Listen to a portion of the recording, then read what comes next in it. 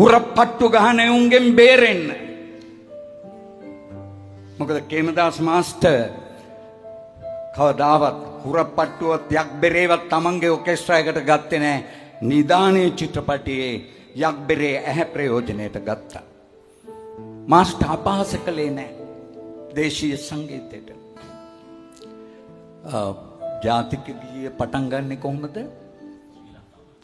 ශ්‍රී ලංකා මාතා. අප දැන් අද මේ වැඩසටහන පටන් ගන්න නියමිතව තිබුණේ හොඳ වෙලාවට රංජිත් ඒක තෝරගත්තේ නැහැ. ශ්‍රී ලංකා මාතා කිව්වනම් මේ ඔක්කොම පස්සවල් ඔක්කොම නැගිටිනවා. නැගිටලා පැත්තක අමාරුවක් හැදෙනකන් හිටගෙන ඉන්නවා. ආමි එකේ ලොක්කාවත් ජනාධිපතියාවත් ඔක්කොම නැගිටිනවා. මේ ගීතය රචනා කළේ ආනන්ද සමරකෝන් මහත්තයා. මම මේ හොරණ විද්‍යාරත්නේ මේ හාමුදුරුවෝ උගන්වන්නේ මම මේ විද්‍යාරත්නේ ඉගෙන ගත්තේ.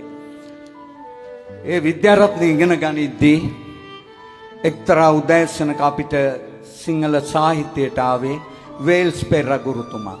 එතුමා ඇවිල්ලා පන්තියට ආවම අපි නැගිට්ටා වාඩි වෙන්න කිව්වා. කිව්වම එතුමා කිව්වා ළමයි අද සිංහල පන්තිය නැහැ. අද උදේ ප්‍රවෘත්ති වලට කිව්වා ජාතික ගීය රචනා කරපු ආනන්ද සමරකෝන් මහත්තයා සියදිවි විනාශාගෙන මැරුණා කියලා. කියලා එතුමා පන්තිය පැවැත්වුවේ නැහැ. ඔයගොල්ලෝ වැඩක් කරගන්න කිව්වා. එතුමා ගියා. ළඟදී දැන් මාස දෙකකට විතර කලින් ආනන්ද සමරකෝන් මහත්තයාගේ පුතා මට ටෙලිෆෝන් එකෙන් කතා කළා. කතා කරලා කිව්වා තාත්තා ගැන ගුණ සමර උත්සවයක් තියෙනවා. අංකල්ව තෝරගෙන තියෙනවා තාත්තා ගැන කතා කරන්න කියලා. මම කිව්වා මං ගෞරවයෙන් ආරාධනාව පිළිගන්න අතර ඒ මාතෘකාව ගැන අවබෝධයක් නැති නිසා එතුමාව මම දැකලවත් නැහැ. නමුත් එතුමාගේ ගීත අහලා තියෙනවා. සැඩසුලන් චිත්‍රපටයේ ලතා මංගেশකර් ගායනා කරපු ගීත අහලා තියෙනවා. සිංහලෙන් ලියපු එතුමාට මගේ ගරුත්වය තියෙනවා. ඉතින් මේ නිසා මේ කාර්යයට මට හිතෙනවා ගැලපෙයි සුනිල් ආරියරත්න හරි එහෙම නැත්නම් තිලකරත්න කුරුවිට බණ්ඩාර. ඒ දෙන්නගෙන් එක්කෙනෙක් ගෙන්නලා මේ කතාව පවත්වන්න. මොකද තාත්තා ගැන හරවත් දේශනාවකට මම හිතන්නේ සුනිල් ගැලපෙයි කියලා මම කිව්වා. තාත්තා මැරිච්ච විදිය දන්නේ නැද්ද කියලා ඇහුවා. මං කිව්වා මම ඒක දන්නේ නැහැ පුතා. ඒ හින්දා මට ඒක මොකද්ද කියලා කියන්න කියලා. ආනන්ද සමරකෝන් මහත්තයාට ගුවන්විදුලි සංස්ථාවෙන් කෝල් එකක් දීලා කියනවා ජාතික ගීය මේ රටේ පාලකයින්ට අපලයි. ඒ හින්දා පාලකයෝ ආරක්ෂා වෙන්න නම් මේකේ ඝන හරියට පිහිටවලා මේක ගායනා කරවන්න ඕන නැත්නම් පාලකයින්ට අපලයි. එතකොට එතුමා අහනවා කවුද කිව්වේ?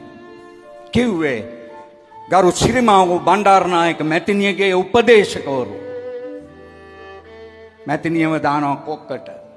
දාලා මැතිනිය කියනවා මේක වහාම වෙනස් කරන්න. මේ උපදේශකයාට ආනන්ද සමරකෝන් මහත්තයා කිව්වා මේක කිසිම ඝන වැරදීමක් නැහැ.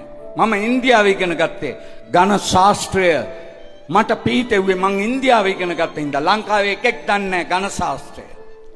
අපේ දැනුම චෙක් කරන්නද මේක කරන්න හදන්නේ කියලා ආනන්ද සමරකෝන් මහත්තයා ගුවන් විදුලියේ ඉඳගෙන ගුගුල්ලා මේ පණිවිඩය දෙනවා. එතකොට අර උපදේශකවරු සිරිමා බණ්ඩාරනායක මැතිනියට කියනවා එයා ඒක වෙනස් කරන්නේ නැහැ කිව්වා.